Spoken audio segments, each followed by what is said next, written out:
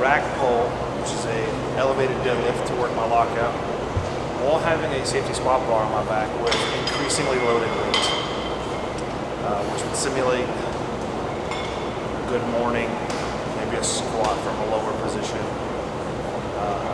It's going to drastically strain my core, as well as my posterior chain, primarily my lower back and my hamstrings, which is where I currently have the largest weakness of anything, is my low back. So we're going to attack it today with a vengeance and hope to not die.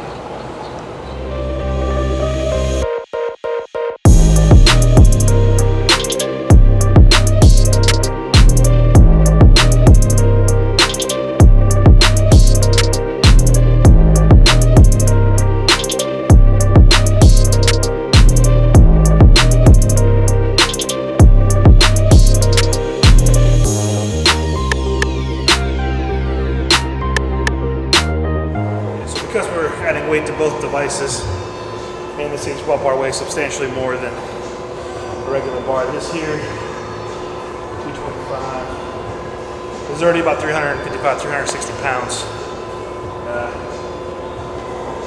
due to the way it's set up. So although I'm only deadlifting 225 or squatting 135, the overall weight movement of my body is already in the 300 range. So if you do this, typically you don't see someone doing a lot of weight on both, especially for more than one rep due to that fact. Although they might not be squatting or deadlifting a lot, your central nervous system in your body still has to lift the combined total weight of the two apparatus. Alright guys, so this is the second warm up. I'm already sweating like a fat pig, partially because I am one. Anxious to see how this goes today.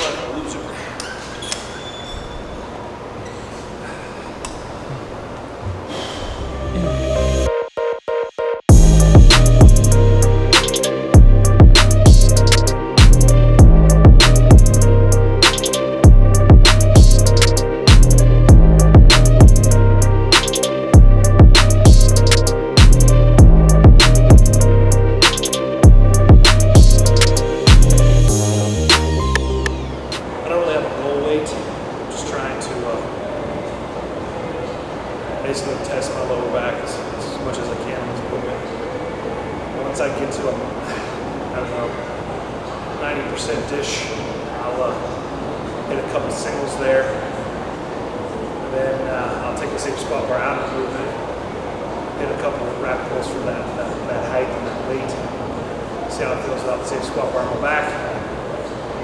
Just drive that range of motion, drive those muscles in that muscle group, posterior chain. You'll probably see me shake, if not on this one, on the next one, from all the strain on my low back and my core. So all that to look forward to too. It'll look like I have Tourette's and I'm shaking while trying to deadlift with a squat bar on my back. That'll be fun. Disclaimer, I don't have Tourette's. I have many things wrong with me, just not Tourette's. Bitch, I got problems on problems on problems on problems on problems on problems I solve them. I run through the money, the pressure be calling. Left on my blessings, I feel like I'm falling. The birdie is back, tell me I'm garbage. I'm going through something, that's why I ain't calling. Phone and progression, it's all that I wanted. The phone in affection, I summon and dub it. Cause bitch, I got problems on problems on problems on problems on problems on problems I solve them. I run through the money, the pressure be calling. Left on my blessings, I feel like I'm falling. The birdie is back, tell me I'm garbage. I'm going through something, that's why I ain't calling. Phone and progression, it's all that I wanted. The phone in affection, I summon and dub it. Why you be all in my line about nothing? Why won't you go get you $1 or something? Don't hang with a nigga who lying for nothing. I see that we different, you riding, I double. I don't do discussions on bragging about hundreds. Don't go to your places, I know that they sunken. Don't call me your brother, I barely could trust it. I talked to a shorty, she bagging the bugging. And I'ma need all of my dollars on corporate, so hand me the money, I divvy the pie. I'ma give all of my people a portion to build them a fortune. I'm flipping the ride. I can't be mixy when iffy the vibe. And 40 on 50 is really the time. Why is you all on my phone like you want me? Like you wasn't pushing the kid to the side. I don't know if you bitches are thinking I'm blind. Cross on my crosses. Although technically this movement includes both a deadlift and squat variation. This is primarily a deadlift day. So split my days up. I work primarily on my deadlift on Mondays and my squats on Fridays. So although this incorporates both movements, this is for sure a deadlift day, deadlift movement. Rack pull with the safety squat bar on my back. The bar is going to be set just below my knees, so working more on my lockout than I am from the floor. But drilling my posterior chain, my core, my low back, while having the safety squat bar. Shaking. I told you I'm going to start shaking. Keep the bar weight there. We'll start adding a little bit of weight to the top now.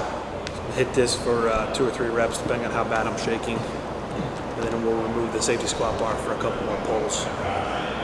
Really working on that lockout and get my lower back stronger. Was working a lot, so didn't get in the workouts I wanted, but I was still able to train my legs. So my legs are strong. My CNS is not used to lifting this kind of weight in this type of movement, and my lower back has gotten weaker. So that's what this whole day is about. Every Monday, next 4 to 6 weeks, I'm working on a cycle for crushing a posterior chain in my lower back. So that's what we're gonna do. So after we pre-fatigued the crap out of my lower back, CNS, posterior chain, now we're going to attempt to just rack pull a little heavier, work on that positioning, work on that lockout. I'm a sumo deadlifter mainly because I'm fat, but I've also learned that when raw squatting, typically you're not as wide and beats up your hamstrings and your lower back when you max out and squat and meet. So when you pull sumo, wider, more hips, more glutes. I typically am less burnout in a sumo pull at the end of the meet than a conventional, so I'm also training all conventional movements this off season until I get into heavier meet prep for that reason. Had a bunch of weaknesses, so when I come back to sumo, I'll be even stronger. You only do what you're good at and not what you're bad at. Unfortunately, you never get better. It's like if you're fat and you don't like dieting, you're just gonna get fat. Or as Mike says, so much easier without a bar on my back. Fairly pre-fatigued from the other movement, so I'm gonna hit just 5 plays, 500 pounds. Hit this for one and call it on this setup. The previous movement with the safety squat bar on my back, trying to rack pull, although I only did roughly 15 total reps, really wore me out. So hit one more heavier just to get some more feel on that lockout, and we'll call it there for this movement. My work capacity, ability to do work in a short amount of time or set amount of time, it's not as high as it used to be because I wasn't training like this. So you get this way by, number one, training, not being a fat lard on the couch.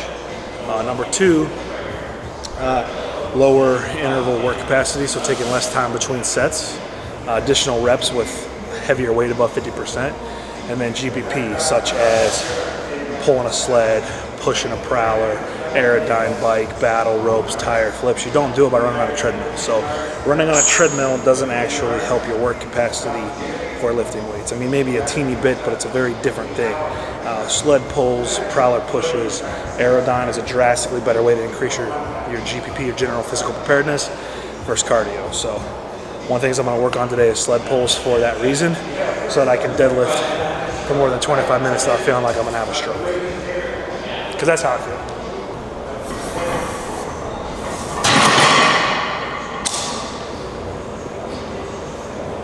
Fairly easy, lighter weight, but just hitting that low back and those sticking points, working on my weaknesses. Hex bar deadlift, just another variation. I'm gonna work on my deadlift day. Very rarely on a squat or deadlift day do I actually just squat or just deadlift. I'll swap between different variations of bars, movements, accommodating resistance with chains and bands, so that it's always different and more difficult. So that on meet day, on game day, when it's time to actually perform the movement, it feels easier because everything I've done to prepare for it makes it drastically harder. To super simplify it, if every day I ran with a weight vest, and one day I ran without it, I would probably run a little faster because I don't have the weight vest. This is the same concept, but just way more science involved that I'm not going to go into in a 30-second clip, but look it up, accommodating resistance conjugate method. I'm not using bumper plates to look cool. I'm fat, And if I put a bumper plate on the inside, then add metal plates, because the bumper plate is slightly thicker and taller than the metal plate, I can slide them right on without having to bend over and pick it up every time. Maybe I shouldn't use bumper plates, then I'll be less fat.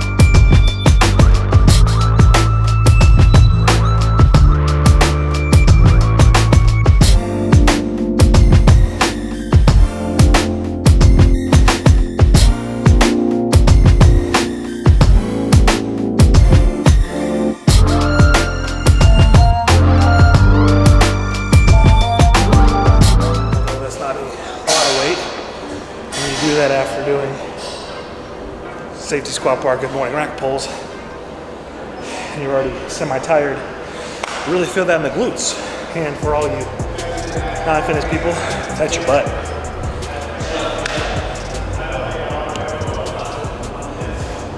I'm gonna stay here. This will be 315. No, heavier bar. This is 335. We'll do 3 sets of 3 belt lifts, nothing super heavy.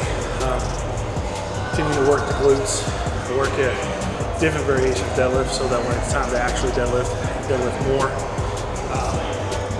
I'm starting to get very fatigued in my posterior chain, which is what we want. You'll see as we do these videos each week, we'll do a little bit more weight, whether it's adding chain, adding band.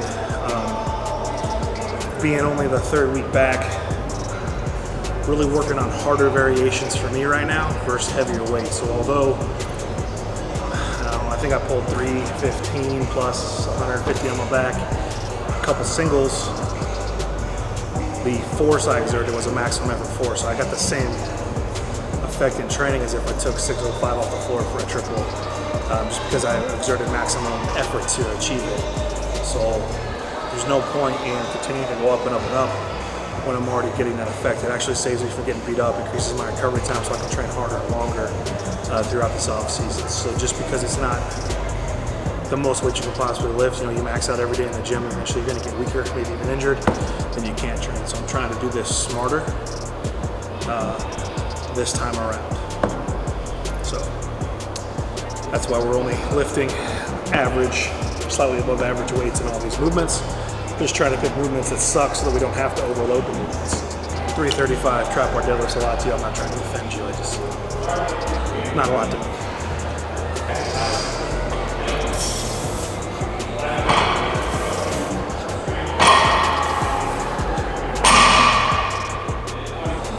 After a couple more sets, we're going to go to single leg curls, isolate the hamstrings, and then get my fat butt on some sled pulls, some GPP.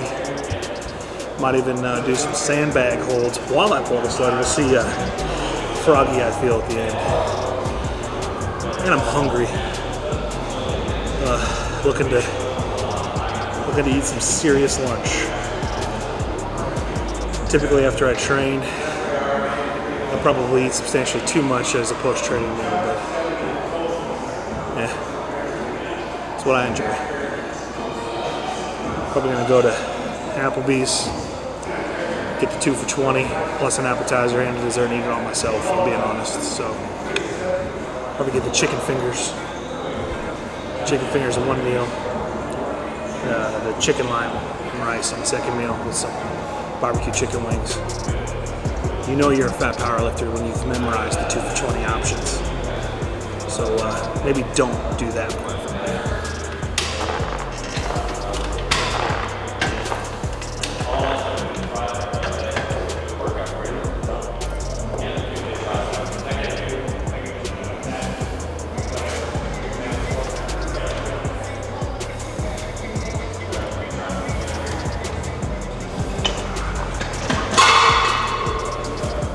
All you do is do a single leg on each leg first, pre-fatigue them, isolate them, then switch to double leg. Makes it suck a lot more.